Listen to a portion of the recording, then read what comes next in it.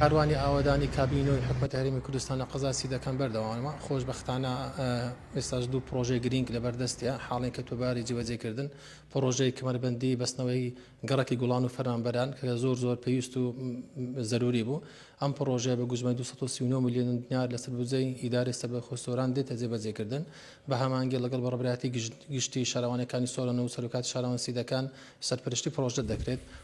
و لە هەمان کاتدا پرۆژەی ئاوەڕۆی لولەی گەڕێکی ئازادیمان هەیە بە گوژمەی 250 میلیۆن دینار ئەوش لەسەر بودجەی ئیدارەی سەربەخۆسۆران دێتە جێبەجێکردن ئەوەی لایمە زۆر مهمە وەکو سەرۆکاتی شارەوانی سیدەکان بتوانین لە پێش وەرزی زستان ئەم دوو پرۆژەیە کۆتایی پێبێت بە تەواوبوونی ئەم دوو پرۆژەی خزمەتێکی باشی هاوڵاتیان نێو سەتەری قەزا سیدەکان دەکات کە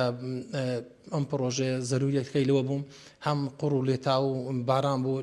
لە کاتی لە گەڕێکی ئازادی و هەم لە ئەوەی تێکبەستنەوەی گەڕێکی فەرمانبەران و گوڵانیش زۆر پێویست و کەمەربەندی قەزا سیدەکان پێکەوە ئەبەسرێتەوە.